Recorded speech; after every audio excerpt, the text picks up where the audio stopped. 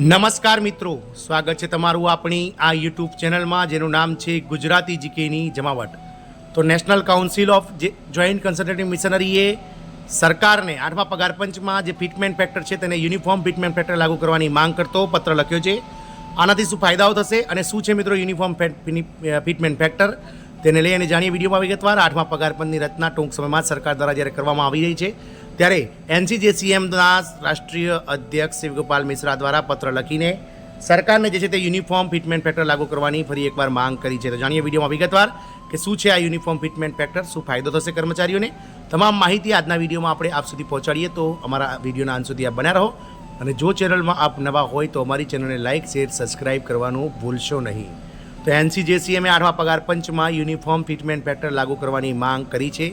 ફરી એકવાર મિત્રો, ગત 9-10 ફેબ્રુઆરીના રોજ NCJCM અને સરકારના જે DOPT ડિપાર્ટમેન્ટના અધ્યક્ષ રત્ના શાહ વચ્ચે જે મિટિંગ થઈ હતી, તે મિટિંગ બાદ ફરીથી મિત્રો NCJCMના રાષ્ટ્રીય અધ્યક્ષ શિવગોપાલ મિશ્રાએ ફરીથી પત્ર દ્વારા સરકારને યુનિફોર્મ ફિટમેન્ટ ફેક્ટર લાગુ કરવાની માંગ કરી છે। આનાથી શું ફાયદો થશે?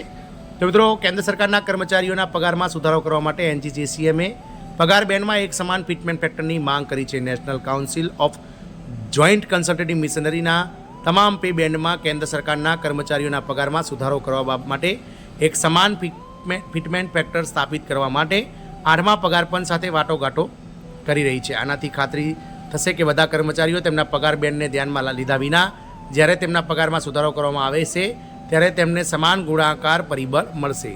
તમને જણાવી દઈએ કે national council four joint consultative missionary એક સત્તાવાર સંસ્થા છે જે અમલદારો એટલે કે સરકારી કર્મચારી, પેન્શનર્સો અને ટ્રેડ યુનિયનો નેતાઓથી બનેલી છે।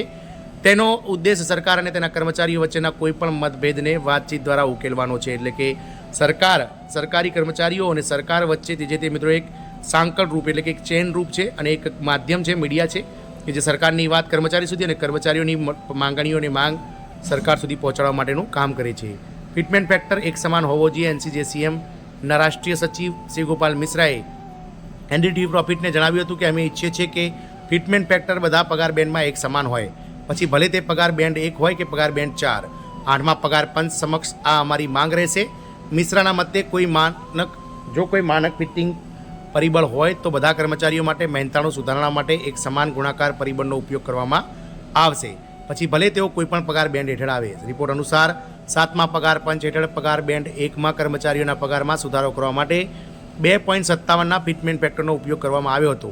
જો કે પેનલે રેશનલાઇઝેશન ઇન્ડેક્સનો ઉપયોગ કરીને પગાર બેન્ડ 2 માટે ફિટમેન્ટ ફેક્ટર વધારીને 2.62, પગાર બેન્ડ 3 માટે 2.67 અને પગાર બેન્ડ 4 હેઠળ ઉચ્ચ પગાર ગ્રેડ માટે 2.72 કર્યો હતો।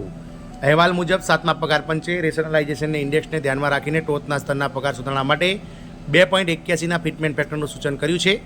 મિશ્રાએ NDTVને જણાવ્યું હતું કે રેશનલાઇઝેશન ઇન્ડેક્સ પગાર પંચ દ્વારા નક્કી કરવામાં આવે છે। સામાન્ય મત એ છે કે વધુ જવાબદારી ધરાવતા લોકોને વધુ વધારો મળવો જોઈએ, પરંતુ અમારી માંગણી છે કે મહત્તમ અને લઘુત્તમ પગાર વચ્ચેના અંતરને ઘટાડવા માટે ફિટમેન્ટ ફેક્ટર સમાન તમામ પે બેન્ડ માટે લેવલ 1 થી લઈને 18 સુધી લગાવવા જોઈએ। આ અંતર સતત વધી રહ્યું છે। ઓલ ઇન્ડિયા રેલવે એમ્પ્લોઈઝ ફેડરેશનના જનરલ સેક્રેટરી મિશ્રાએ NDTVને જણાવ્યું હતું કે ચોથા પગાર પંચે લઘુત્તમ અને મહત્તમ પગાર વચ્ચેના અંતરને ઘટાડવાની જરૂરિયાત વિશે વાત કરી હતી, પરંતુ ત્યારથી આ અંતર ફક્ત વધતું રહ્યું છે, ક્યારેય ઘટ્યું નથી। અમારા મતે 8મા પગાર પંચે આ સમસ્યાના ઉકેલ માટે એક સમાન ફિટમેન્ટ ફેક્ટરની ભલામણ કરવી જોઈએ, જેથી કરીને જે લઘુત્તમ પગાર અને મહત્તમ પગાર વચ્ચેનું જે અંતર છે તે ઘટાડો થાય। તેમણે કહ્યું છે કે ગયા અઠવાડિયે કર્મચારીઓ અને DOPTની સાથેની બેઠકમાં NCJCM સ્ટાફ પક્ષે આ અવ્યવહારુ પગાર ધોરણને મર્જ કરવાની માંગ કરી હતી।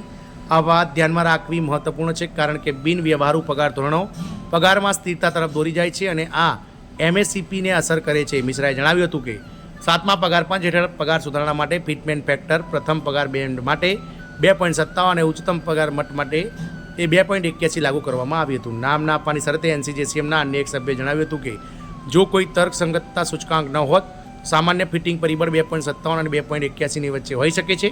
કર્મચારી સંગઠનોના મતે જો રેશનલાઇઝેશન ઇન્ડેક્સ લાગુ કરવામાં ના આવ્યો હોત તો ફિટિંગ ફેક્ટર પે બેન્ડ 1 હેઠળના લોકો માટે સૂચવેલ ફિટિંગ ફેક્ટર કરતાં વધારે હોત। આમ NCJCM દ્વારા યુનિફોર્મ સિવિલ કોડ તમામ લેવલ 1 થી લઈને 18ના કર્મચારીઓને લાગુ થાય તે માટેના સૂચનો સરકારને કરવામાં આવ્યા છે। જય હિન્દ, અસ્તુ।